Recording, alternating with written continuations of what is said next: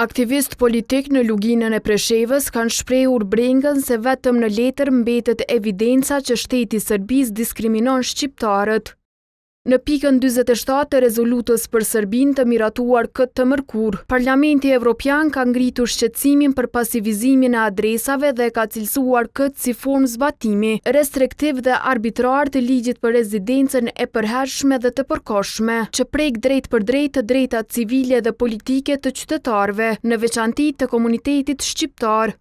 Nevzat Lutfiu, ish kryetari i Këshillit Kombëtar Shqiptar, tha se në kohën kur është miratuar rezoluta për Serbinë, presidenti Aleksandar Vučić ka zhvilluar takime në Moskë. Sipas tij, kjo është një tregues shtesë se Serbia nuk është e interesuar për vërejtjet që i bëhen. Asnjë veprim të diskriminimit nuk i ka ndryshuar, nuk i ka ndalë si rezultati i këtyre rezolutave. Edhe në rezolutën e vitit të kaluar, edhe në këtë rezolutë, përmendet pasivizimi i adresave, një fenomen diskriminues e spastrues në vendin tonë. Por pasivizimi vazhdon me të njëjtin vullnet, me të njëjtin përmasë ndaj shqiptarëve të luginës Preshevës. Unë nuk pres një ndryshim të qasës së shtetit të Serbisë sidomos ndaj shqiptarëve të luginës Preshevës dhe ndaj shqiptarëve përgjithësi në Serbi.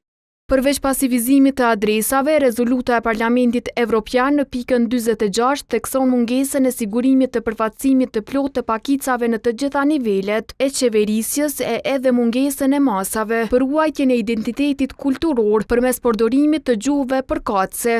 Politikani shqiptar në Bujanoc Ragmi Mustafi thot se rezoluta e fundit e Parlamentit Evropian për Serbinë është kamban alarmi që nuk mund të injorohet. PE-ja e thot qartë, e ashtu quajtura mbrojtje e pakicave nga Serbia është vetëm formale dhe përfaqësimi i tyre është në kontrollin e qeverisë. Kjo është tallje me demokracinë. PE-ja deploron shkeljen e të drejtave për arsim në gjuhën amtare.